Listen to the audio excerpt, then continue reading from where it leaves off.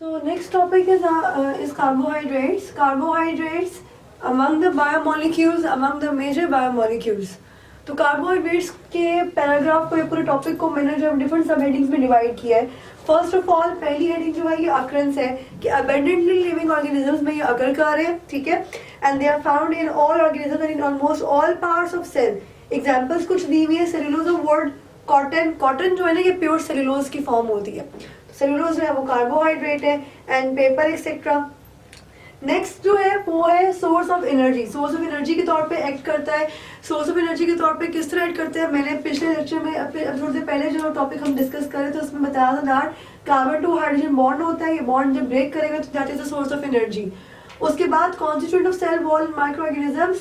Cell wall constituent किस तरह से है. Cell wall in the case of plants it is made up of cellulose. तो cellulose जो है ये कार्बोहाइड्रेट है.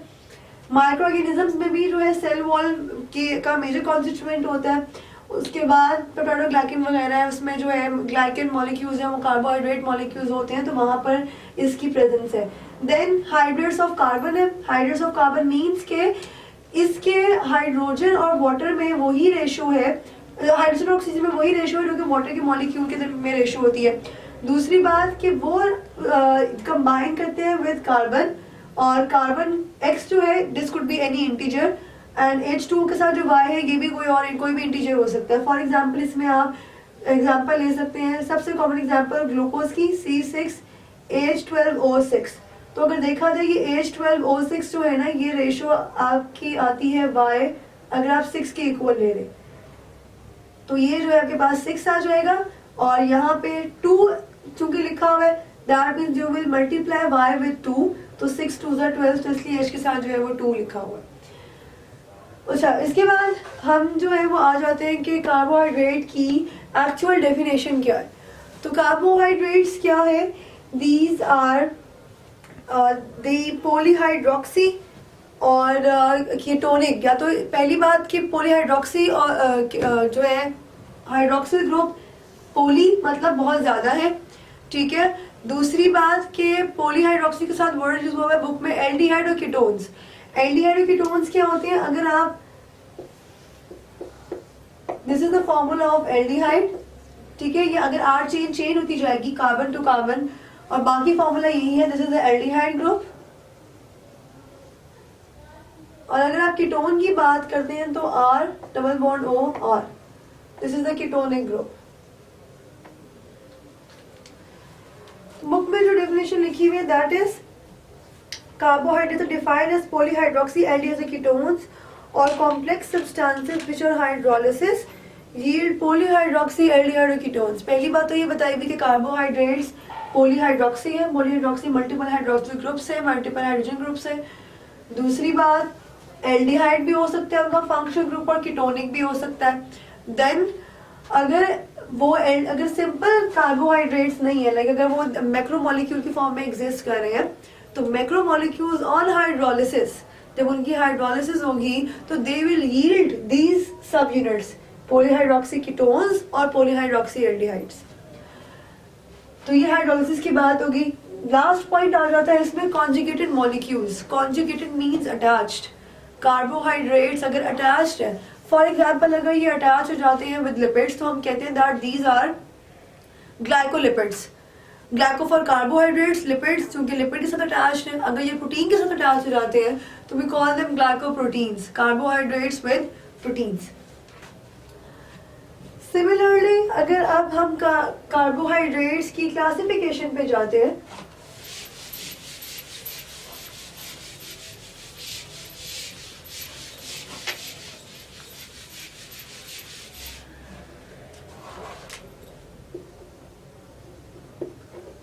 क्लासिफिकेशन की अगर हम बात करें तो हम मेजरली इस ग्रुप को डिवाइड करते हैं इनटू 3 सब ग्रुप्स.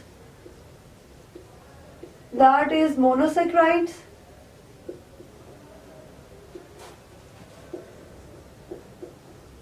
ओलिगोसैकेराइड्स और पॉलीसैकेराइड्स.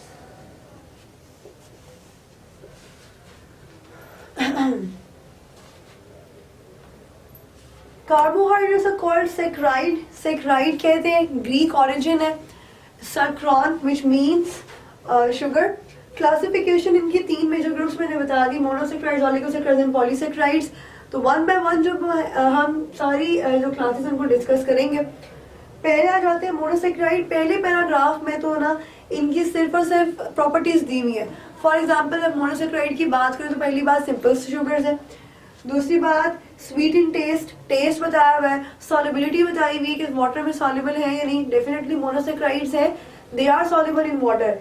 उसके बाद and cannot be hydrolyse into simpler sugar, ये ऑलरेडी सिंपल है तो इनसे ज्यादा सिंपलर सब्सटेंसेस में इनकी हाइड्रोलिसिस नहीं हो सकती।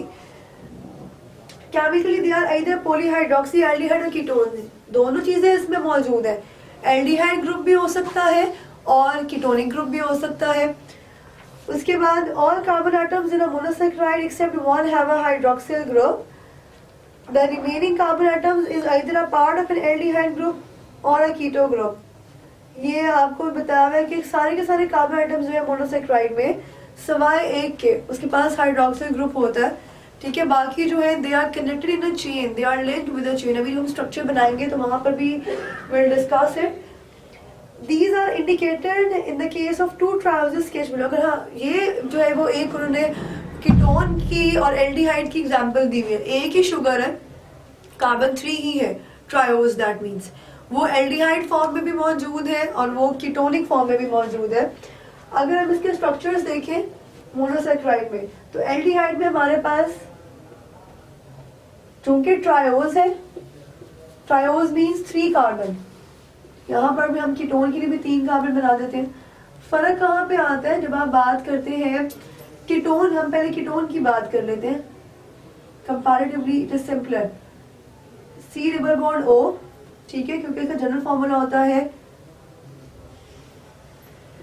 R, C double bond O and R। तो ये C डबल बॉन्ड O जो है ये मैंने इधर मेंशन कर दिया। फॉर दिस अल्काइल चेन हम CH2OH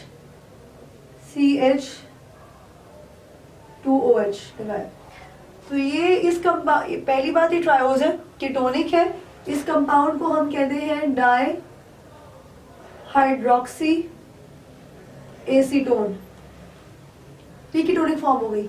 अगर अब हमने इस ट्रायोज की एल्डिहाइड फॉर्म में आना है तो एल्डिहाइड फॉर्म में आने के लिए सबसे पहली बात कि हम एल्डिहाइड ग्रुप प्लॉट करेंगे। अब चूंकि एल्डिहाइड ग्रुप जो है एक्चुअली एल्डिहाइड का formula C double bond O R and H होता है, तो दैट मीन्स हम सबसे पहले डबल बॉन्ड O करेंगे, टर्मिनल कार्बन हो सकता है यहाँ पे, यहाँ पर हमने जो है वो H लगा दिया, CHO। उसके बाद जो लास्ट कार्बन है it will be having CH2OH, और ये जो मिडिल वाला कार्बन है जो कि ट्रायोज है, तो यहाँ पर जो है वो हमारे पास एक तरफ हाइड्रोजन आ जाएगा, दूसरी तरफ हाइड्रोक्सिल ग्रुप आ जाएगा। तो in this case this compound is known as glyceraldehyde. तो ये दोनों कंपाउंड ग्लाइकोलाइसिस इंटरकन्वर्टेबल भी होते हैं। डाइहाइड्रोक्सी एसीटोन जो है वो कन्वर्ट हो जाता है इनटू ग्लिसरल्डिहाइड। एक्चुअली ये फॉस्फेट ग्रुप्स के साथ अटैच्ड होते हैं। एनीवेज यहाँ पे जो है इतनी डिटेल रिक्वायर्ड है just to let you people know कि दोनों के दोनों कंपाउंड्स जो हैं they are interconvertible. Carbohydrate major class है, हमने इसको सब ग्रुप्स में डिवाइड किया, मोनोसैकराइड, ओलिगोसैकराइड एंड पॉलीसैकराइड्स। तो मोनोसैकराइड्स में अगर हम इसकी फर्दर क्लासिफिकेशन देखें, मोनोसैकराइड्स जो है वो किस कार्बन से किस कार्बन तक जो है वो उनकी रेंज है। तो पहली बात तो याद रखिए कि जब भी हम कार्बोहाइड्रेट की बात करते हैं तो कार्बोहाइड्रेट में एटलीस्ट 3 एटम्स जो है वो जरूरी है, 3 से कम होंगे तो that is not a carbohydrate. तो दैट मीन्स कि चूंकि सिंपलर ग्रुप हमारे पास मोनोसैकराइड का है तो 3 हमारे पास इनिशियल रेंज आ गई। कहाँ तक होंगे कार्बन एटम्स के हमारे पास मोनोसैकराइड कहलाएगा, दैट इज 7। तो 3 to 7 कार्बन एटम्स की अगर 3 to 7 कार्बन एटम्स की अगर चेन होगी या 3 to 7 कार्बन एटम्स पर एक मॉलिक्यूल कॉम्प्राइज करेगा तो we say that it is monosaccharide in nature. अच्छा, अब ये इसकी क्लासिफिकेशन किस तरह से होती है या इसको हम किस तरह से नेमिंग इसकी देते हैं। 3 कार्बन होगा तो हम इसे कहते हैं triose, 4 carbon we will say is tetrose, similarly, hexose for 6 carbon, as well as heptose for 7 carbon. Examples जो है इसकी क्या हो सकती हैं, ट्रायोज में मैंने अभी जिस तरह स्ट्रक्चर्स बनवाए ग्लिसरॉल्डिहाइड के और दूसरा हमारे पास कंपाउंड था डाइहाइड्रोक्सी एसीटोन, तो दोनों जो है they are triose in nature. Tetrose की बात करें तो टेट्रोज में आई गेस बुक में एग्जांपल नहीं है, लेकिन जनरली अगर आप लोग चाहते हैं तो इसमें आप एग्जांपल कोट कर सकते हैं एरिथ्रोज की। लिख देती हूँ ताकि जो चीज बुक में नहीं है वो क्लियर हो जाए। बुक में ये डेफिनेटली सिलेबस में भी नहीं है, लेकिन just for you people to know, अगर आप टेट्रोज की बात करते हैं टेट्रोज में हमारे पास एरिथ्रोज आ जाता है, एल्डो शुगर, एरिथ्रोलोज आ जाएगा, कीटो शुगर है। पेंटोज की बात करें 5 कार्बन है, तो ये तो आप लोगों ने नाम सुना होगा डीएनए में डीऑक्सीराइबोज, तो वहाँ जो राइबोज है वो 5 कार्बन शुगर है और मोनोसेक्राइड है। तो हम अगर पेंटोज की बात करें तो students we can write the example of ribose, ये एल्डो है, सिमिलरली राइबुलोज ये कीटो है। अच्छा, हेक्सोज की बात करें 6 कार्बन, तो वेरी इजी, आप लोग जो भी बचपन से जो एग्जांपल पढ़ते आ रहे हैं ग्लूकोज फ्रुक्टोज की, वो हेक्सोज में आ जाती है। If people want me to write तो मैं इसको भी लिख देती हूँ। यहाँ पे हमारे पास fructose as well as glucose. और जब हम हेप्टोज की बात करते हैं, हेप्टोज 7 कार्बन होते हैं इसके अंदर। इसकी एग्जांपल सूडोहेप्टुलोज। छोटा सा की पॉइंट है, छोटी सी जो है बुक के अलावा नॉलेज दी है। If you people want to learn it तो आप लोग कर सकते हो, नहीं तो नो प्रॉब्लम एट ऑल। लेकिन जो चीजें बुक में है लाइक ट्रायोज की एग्जांपल्स बुक में है, पेंटोज की एग्जांपल जो है वो बहुत कॉमन है, सिमिलरली हेक्सोज की एग्जांपल जो है बहुत कॉमन है, तो ये तो आप लोगों को याद करनी पड़ेगी। लेकिन जो टेट्रोज और हेप्टोज है एग्जांपल्स बुक में नहीं है, लेकिन फॉर एमकेट अगर आपको कभी जरूरत पड़े तो यू कैन मेमोराइज इट। अच्छा, इसके बाद हमारे पास आ जाते हैं स्ट्रक्चर्स। अगर हम स्ट्रक्चर्स पे गौर करें, वो स्ट्रक्चर्स जो कि बुक में ऑलरेडी बने हुए हैं, तो स्ट्रक्चर्स बुक में जो बने हुए हैं वो 2 तरह के हैं, स्ट्रेट चेन स्ट्रक्चर्स भी हैं और रिंग स्ट्रक्चर्स भी मौजूद है।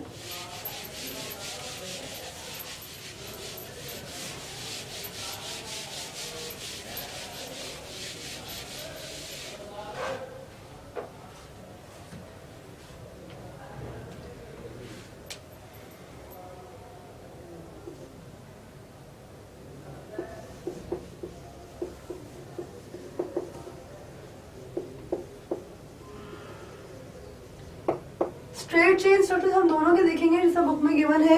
पहले राइबोस एक पेंटोज शुगर गिवन है, उसके अलावा साथ ग्लूकोज का यानी कि हेक्सोज शुगर गिवन है। तो अगर हम पहले बात करते हैं राइबोस, तो इसका स्ट्रक्चर आप किस तरह बना सकते हैं। 5 कार्बन है, डेफिनेटली आप पहले 5 कार्बन ड्रॉ कर दें, 3, 4 एंड 5। अच्छा, 5 कार्बन के बाद अब चूंकि राइबोस याद आपने रखना है कि एल्डो शुगर है या कीटो शुगर है। अब चूंकि ये एल्डो शुगर है तो पहला जो काम होगा वो ये है कि आपने एल्डिहाइड ग्रुप को प्लॉट कर देना है। This is aldehyde group. अच्छा जी, एल्डिहाइड ग्रुप को प्लॉट कर दिया। दूसरी बात, अब आपने क्या करना है, आपने हाइड्रोजन और हाइड्रोक्सिल ग्रुप्स लगाने। हाइड्रोजन और हाइड्रोक्सिल ग्रुप्स किस तरह से लगेंगे, जो राइबोज है इसकी लेफ्ट साइड पे हाइड्रोजन, यहाँ हाइड्रोक्सिल, फिर हाइड्रोजन, यहाँ हाइड्रोक्सिल, हाइड्रोजन एंड हाइड्रोक्सिल, यहाँ पे भी आप हाइड्रोजन और हाइड्रोक्सिल करें। अब यहाँ पे कार्बन जो है इसकी वैलेंसी अनसेटिस्फाइड है, कार्बन की वैलेंसी 4 है, तो यहाँ पे 3 ऑक्युपाइड है, एक जो ऑक्युपाइड नहीं है वहां पे आप एडिशनल हाइड्रोजन लगा देंगे। So this is the structure of ribose. इस तरह आप मेमोराइज कर सकते हैं। पहले आपने 5 कार्बन ड्रॉ किए, एल्डिहाइड ग्रुप लगाया, फिर हाइड्रोजन आपने लगाया लेफ्ट साइड पे, हाइड्रोक्सिल ग्रुप लगाया आपने राइट साइड पे, और लास्ट कार्बन के लिए जो आपने हाइड्रोजन है, चूंकि उसकी वैलेंसी सेटिस्फाई नहीं हुई तो वो आप हाइड्रोजन एडिशनल प्लॉट करेंगे। अच्छा, इसके बाद नेक्स्ट हमारे पास स्ट्रक्चर है ग्लूकोज का। ग्लूकोज 6 कार्बन कंपाउंड है, तो आप क्या करेंगे, सबसे पहले आप 6 कार्बन ड्रॉ करें, 1, 2, 3, 4, 5 एंड 6। फिर दूसरी बात है कि ग्लूकोज जो है ये हमारे पास एल्डिहाइड शुगर है, तो वही बात कि पहले आप एल्डो ग्रुप जो है उसको लगाएंगे, एल्डिहाइड ग्रुप लगाएंगे, तो यहाँ पे किस तरह लगेगा,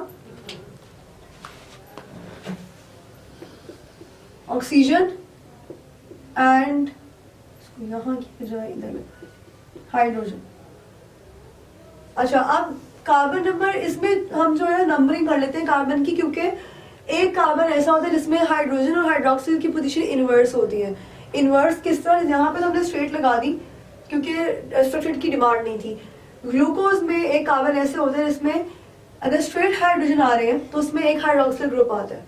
तो हम इसके लिए जो है कार्बन की नंबरिंग करेंगे 1 2 3 4 5 एंड 6। अच्छा जी, अब हमने कार्बन नंबर 1 पे लगाया हाइड्रोजन, कार्बन नंबर 2 पे हाइड्रोजन, यहाँ पे हाइड्रोक्सिल। तो बचे हम कार्बन नंबर 3 पर, यहाँ पर हाइड्रोक्सिल की जगह पे लगाएंगे हाइड्रोजन और यहाँ पे लगाएंगे हाइड्रोक्सिल। सिमिलरली आगे वही सीक्वेंस रहेगा, H OH और यहाँ पर भी आप OH H and H। Book में ना इस चीज को इस तरह लिखा हुआ है CH2OH, तो कोई इशू वाली बात नहीं, आप इस तरह भी लिख सकते हैं। मैंने इस तरह इसलिए बताया, मेमोराइज करने में इजी हो जाएगा। तो यहाँ पर जो चेंज आ रहा है that is among the carbon number 3।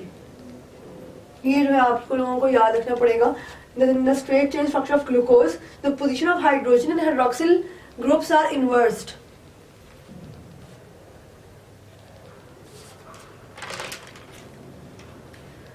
Next जो है हमारे पास इसके रिंग स्ट्रक्चर्स हैं, रिंग स्ट्रक्चर्स भी बना लेते हैं।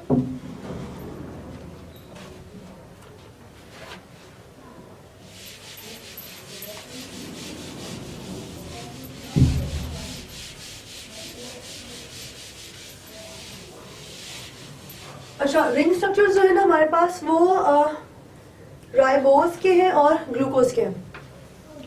तो राइबोस 5 कार्बन है और इसका जो रिंग स्ट्रक्चर है उसमें भी 5 कॉर्नर्ड रिंग बनाते हैं हम।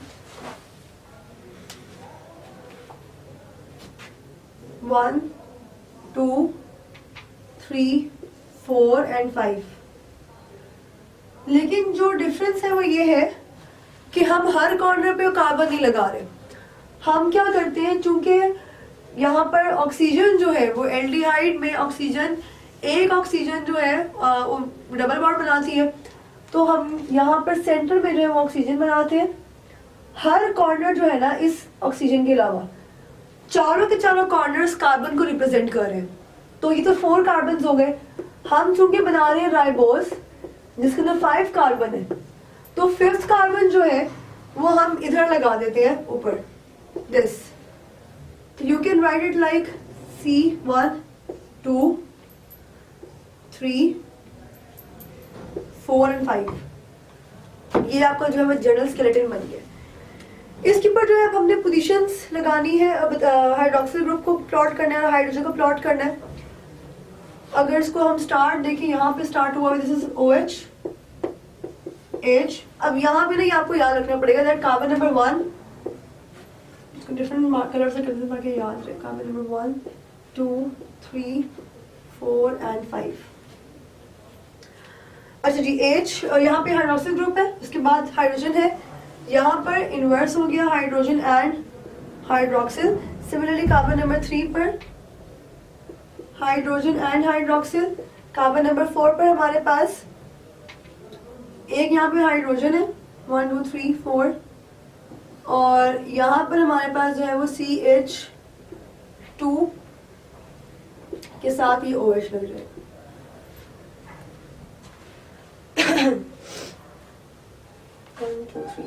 ठीक है, तो this is how the ring structure of ribose is made. अच्छा, इसके बाद सेकेंड रिंग स्ट्रक्चर हमें दिया हुआ है ग्लूकोज का। ग्लूकोज वही चीज है कि ग्लूकोज हमारे पास 6 कार्बन स्ट्रक्चर है। हम रिंग बनाएंगे 6 कॉर्नर, 1 2 3 4 5 एंड 6। अच्छा, अब यहाँ पर फिर वही बात है कि हमने हर कॉर्नर को कार्बन एज्यूम नहीं कर लेना। यहाँ पर हमारे पास हर कॉर्नर जो है उसमें जो 6 कॉर्नर है इसमें से 5 कॉर्नर जो है दे आर एक्चुअली कार्बन, और जिस तरह यहाँ पे हमने एक कॉर्नर में ऑक्सीजन इंसर्ट किया था, सिमिलरली यहाँ पर भी जो है वो हम एक कॉर्नर में ऑक्सीजन को इंसर्ट करेंगे, and that is this corner. यहाँ पे हमने ऑक्सीजन को इंसर्ट किया, बाकी सब कॉर्नर्स में हमारे पास कार्बन मौजूद है। तो इस तरह यहाँ पे भी 5 कार्बन हो गए, but we know that glucose is the 6 carbon structure, तो यहाँ पर हम 6 कार्बन इधर लगाएंगे, छोटा कार्बन जो है। अच्छा, फिर वही बात है कि हमने इसमें प्लॉटिंग करनी है। इसकी जो प्लॉटिंग है ना वो सिमिलर है स्ट्रेट चेन जैसी। किस तरह से सिमिलर है? That first of all will number the carbon 3, 4, 5 and 6। अच्छा, अब कार्बन नंबर 1 पे जिस तरह हमने वहां पे प्लॉट किया था कि पहले हाइड्रोजन है, then hydroxyl, hydrogen, hydroxyl. Carbon number 3 position inverse थी स्ट्रेट चेन में, यहाँ पर भी इनवर्स है, hydroxyl and hydrogen, then again hydrogen, hydroxyl, यहाँ पर hydrogen, CH2OH। This is the ring structure in case of glucose. तो अभी हमने जो है वो कार्बोहाइड्रेट्स के स्ट्रक्चर्स देखे। कार्बोहाइड्रेट्स के स्ट्रक्चर में 2 तरह से स्ट्रक्चर मैंने अभी बनवाए, जिसमें रिंग स्ट्रक्चर था। रिंग स्ट्रक्चर्स में हमारे पास राइबोज और ग्लूकोज के सिमिलरली उनके स्ट्रेट चेन स्ट्रक्चर्स थे, जिसमें राइबोज और ग्लूकोज दोनों को हमने स्ट्रेट चेन में भी देखा। उसके बाद मोनोसैकेराइड्स में जो लास्ट हमारे पास पॉइंट है, that is about the occurrence. Occurrence कह लें आप उसको, या उसकी आप इंपॉर्टेंस कह लें। इसमें पेज नंबर 22 पे जो लास्ट पैराग्राफ है ये आ सकता है कि free state glucose is present in all fruit being abundant in grapes, figs and dates, खजूरें यानी कि। उसके बाद blood normally contains 0.08% glucose, blood में 0.08% ग्लूकोज है। ये वैल्यू एमसीक्यू के लिए इंपॉर्टेंट है। कंबाइंड फॉर्म में ये प्रेजेंट है in the form of disaccharides and polysaccharides. उसमें एग्जांपल आ जाती है स्टार्च की, सेलुलोज की, ग्लाइकोजन की, जो कि सब ऑन हाइड्रोलिसिस ग्लूकोज को यील्ड कर रहे हैं। फिर सोर्स है that glucose is naturally produced in green plants which take carbon dioxide from the air and water from soil to synthesize glucose। तो ये जो है हमारे पास इसकी छोटी सी आप कह सकते हैं अकरेंस है या इंपॉर्टेंस है। नीचे की इक्वेशन दी हुई है which is the equation of photosynthesis actually, कि कार्बन डाइऑक्साइड और वाटर कंबाइन करते हैं in the presence of sunlight and in the chlorophyll to form glucose plus oxygen and water as a byproduct। और last में जो है वो बताया हुआ है that it is noteworthy that for the synthesis of 10 gram of glucose 717.6 kilocalories of solar energy is used। तो ये एनर्जी की वैल्यू जो है that is quoted, this is also important for MCQ point of view। तो monosaccharides जो यहाँ पे खत्म हो जाता है। सेकेंड क्लास हमारे पास आती है कार्बोहाइड्रेट्स की, दैट इज ओलिगोसैकेराइड्स। अच्छा, अब ओलिगोसैकेराइड्स में ना कंपैरेटिवली लेस सॉल्युबल, यानी कि इसको भी जो है वो आप इस तरह से कोट कर सकते हैं, इसमें आप डेफिनेशन कर लें। सेकेंड हमारे पास पॉइंट बन सकता है इसका टेस्ट, देन सॉल्युबिलिटी। तो ये पॉइंट इसलिए बता रही हूँ that you can memorise it. Solubility के बाद है हाइड्रोलिसिस, हाइड्रोलिसिस के बाद फिफ्थ है glycosidic linkage and sixth is examples. Definition क्या है? जब 2 या 2 से ज्यादा मोनोसैकेराइड्स कंबाइन करेंगे दे विल फॉर्म ओलिगोसैकेराइड्स। ठीक है। टेस्ट इसमें क्या आ जाएगा दैट पहली बार 2 to 10 है। 10 जो है ये इनकी अपर लिमिट है, लोअर लिमिट 2 है, अपर लिमिट 10 है। 2 to 10 monosaccharides will combine yielding 2 monosaccharides on hydrolysis. Definitely अगर आप हाइड्रोलिसिस करेंगे इनकी तो जितने मोनोसैकेराइड्स का वो कंबाइन हुआ है उतने मोनोसैकेराइड्स वो रिलीज भी करेगा। इसके बाद बताया हुआ है आपको अबाउट द टेस्ट। टेस्ट जो है इसमें आप कह सकते हैं these are comparatively less sweet, होते स्वीट ही है लेकिन they are comparatively less sweet than monosaccharides. Third हमारे पास आता है सॉल्युबिलिटी। सॉल्युबिलिटी जो है वो इनकी स्लाइट सी सॉल्युबिलिटी है, ज़्यादा सॉल्युबिलिटी भी नहीं है इन वाटर। नेक्स्ट है हाइड्रोलिसिस। मैंने हाइड्रोलिसिस पहले बता दिया कि इनकी on the hydrolysis they will yield monosaccharide units. फिर आ जाता है ग्लाइकोसिडिक लिंकेज। ग्लाइकोसिडिक लिंकेज क्या होता है? ये एक्चुअली वो बॉन्ड है जब 2 मोनोसैकेराइड आपस में कंबाइन करते हैं। अब अगर 2 मोनोसैकेराइड आपस में कंबाइन कर रहे हैं तो उनमें से जो बाय प्रोडक्ट रिलीज होगा दैट इज वाटर, और वाटर के रिलीज होने के बाद उनके दरमियान में जो बॉन्ड बन जाएगा that is the glycosidic linkage. For example हम आपको जो है वो जो एग्जांपल कोड की हुई in the on the page number 23 that is glucose और फ्रुक्टोज. ग्लूकोज का स्ट्रक्चर मैंने बनवाया हुआ है, फ्रुक्टोज का भी स्ट्रक्चर राइबोज की तरह 5 कॉर्नर्ड है. हालांकि फ्रुक्टोज 6 कार्बन स्ट्रक्चर है, लेकिन जो इसका रिंग है वो 5 कॉर्नर्ड है. तो ये जो है वो इंपॉर्टेंट चीज़ है जो आपने याद रखनी है. They will combine to form disaccharide जिसमें 1,2 ग्लाइकोसिडिक लिंकेज है. 1,2 क्या है, ये पोजीशन ऑफ कार्बन है कि ग्लूकोज का जो है वो हमारे पास कार्बन नंबर 1 है और फ्रुक्टोज का कार्बन नंबर 2 है जो कि कंबाइन कर रहा है, और कंबाइन करने के नतीजे में they are releasing in water molecule to form a disaccharide. अब स्ट्रक्चर्स मैंने काफ़ी दफ़ा जो है वो बहुत डिटेल में एक्सप्लेन कर दिए, तो I guess this will be easier for you people. अच्छा, इसके बाद हमारे पास है लास्ट में एग्जाम्पल्स हैं. एग्जाम्पल्स जो है डाइसेक्राइड की मेजर एग्जाम्पल जो है दैट इज सुक्रोज. सुक्रोज जो है वो बनता है when glucose and fructose combine. ठीक है, उसके अलावा जो है हमारे पास एग्जाम्पल आ सकती है इसमें माल्टोज की भी आ सकती है. तो दीज आर द 2 एग्जाम्पल्स. अच्छा, इसके बाद हमारे पास थर्ड क्लास आ जाती है ओलिगोसैकेराइड्स के बाद, दैट इज पॉलीसैकेराइड्स.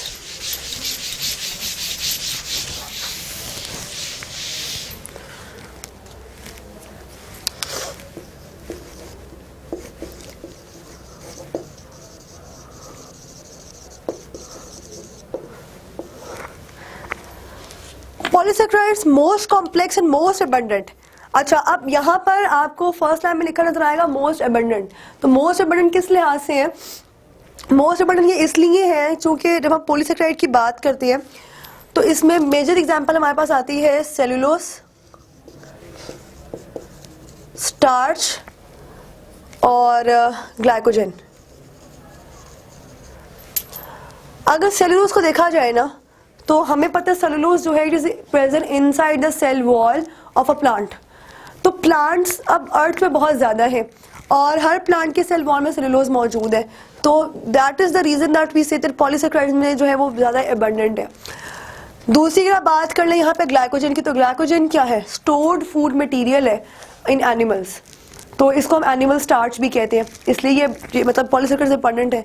आप स्टार्च की बात कर लें तो स्टार्च जो है ये stored food material in the case of plants. तो वहाँ पर भी जो है कुछ प्लांट मतलब थॉरली अगर आप ओवरऑल प्लांट्स में देखें वहाँ पे स्टार्च मौजूद है. तो that is the reason that we say polysaccharides जो है वो मोस्ट एबंडेंट है. वन बाय वन हम तीनों को डिस्कस भी करेंगे, लेकिन उससे पहले जो है वो हमारे पास एक छोटी सी और टर्म है. वो टर्म है अमाइलोज एंड अमाइलोपेक्टिन. अब अमाइलोज अमाइलोपेक्टिन क्या है? अच्छा, पहली बात इसमें हमने ये भी आप लोगों ने ज़हन में रखनी है कि जब सेलुलोज की बात होगी तो सेलुलोज या कोई भी पॉलीसैकेराइड हो बना किस चीज़ का हुआ? Repeated units of monosaccharides. तो ओलिगोसैकेराइड भी तो इसी तरह बने हुए थे, लेकिन डिफरेंस कहाँ पे है? डिफरेंस है उनके नंबर का. 2 to 10 अगर कंबाइन हुए तो देवर ओलिगोसैकेराइड्स. अब चूंकि ज़्यादा कंबाइन होंगे इन hundreds of thousands they will form polysaccharides. और कॉम्बिनेशन में जो बॉन्ड होगा that is also glycosidic linkage. तो जहाँ पर भी कार्बोहाइड्रेट्स जो है वो आपस में कंबाइन हुए होंगे उनके इंटरलिंकेज को हम ग्लाइकोसिडिक लिंकेज या ग्लाइकोसिडिक बॉन्ड कहते हैं. अच्छा, यहाँ पर जो है ना आपने एक चीज़ उसको जो है वो ज़हन में रखना है, वो है अमाइलोज और अमाइलोपेक्टिन. अमाइलोज और अमाइलोपेक्टिन क्या होते हैं?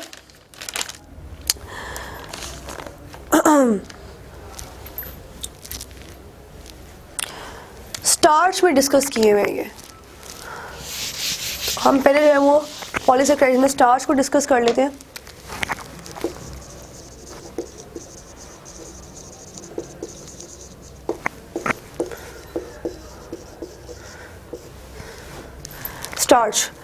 Starch found in fruit, grains, seeds and tubers. Main source of carbohydrate for animals. और on hydrolysis yield glucose molecules. Starches are of 2 types, amylose and amylopectin. ये amylose और amylopectin मैं बता रही थी पहले. तो यहाँ पे मैं इस पे इतना इन्फ्लुएंस क्यों कर रही हूँ? उसकी रीज़न है that it is very important short question. Short question इस तरह से आता है that what is the difference between amylose and amylopectin. ये भी मैं बता दूंगी.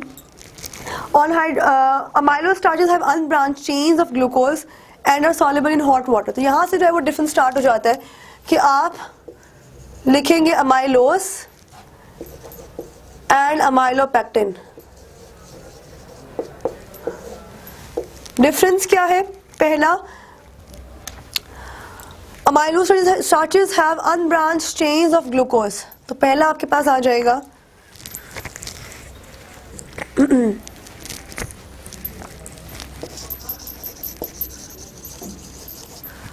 Unbranched chain of glucose molecules. Amylopectin में क्या हो जाएगा?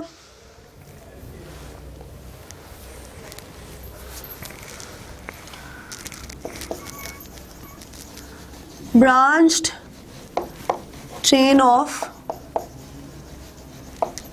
Glucose molecules. Second difference, soluble in hot H2O।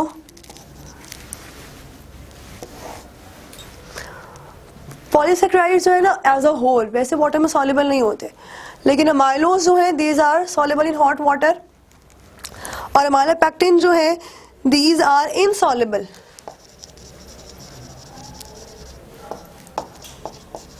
In hot और कोल्ड वाटर, दोनों में जो है ये इनसॉल्युबल है। उसके बाद स्टार्चेस को अगर हम आयोडीन के साथ इसका टेस्ट करें तो it gives blue colour with iodine. Second हमारे पास एग्जांपल आ जाती है ग्लाइकोजन की। ग्लाइकोजन एनिमल स्टार्च कहलाता है, कार्बोहाइड्रेट की चीफ फॉर्म है, stored in animal body, abundantly found होता है इन लिवर एंड मसल्स, और इनसॉल्युबल इन वाटर है, और आयोडीन के साथ टेस्ट में इट गिव्स रेड कलर। तो मैंने स्टार्च का बताया, सेकेंड ग्लाइकोजन, और थर्ड है हमारे पास सेलुलोज। ये रेड कलर देगा।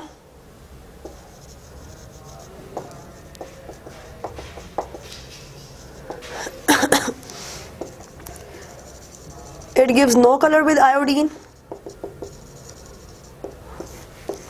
और स्टार्च जो है ये ब्लू कलर विद आयोडीन। तो ये जो है ना बेसिक डिफरेंस है। अगर आपके पास पॉलीसेक्राइड्स है और आप टेस्ट करना चाहते हैं कि other it is a starch और ग्लाइकोजन और सेलुलोज, तो आप उसको जो है वो टेस्ट करें विद आयोडीन। और जो 9th-10th में मेरा ख्याल है छोटा सा प्रैक्टिकल भी है जिसमें आप स्टार्च की टेस्टिंग करते हैं। तो वो जो आलू है आप उसका एक पीस लेते हैं, उसके ऊपर आयोडीन का जो है वो स्टेन सोल्यूशन डालते हैं, and then it gives bluish green colour, so that indicates the presence of starch. तो यहाँ तक जो है वो हमारा topic of carbohydrates that gets to complete.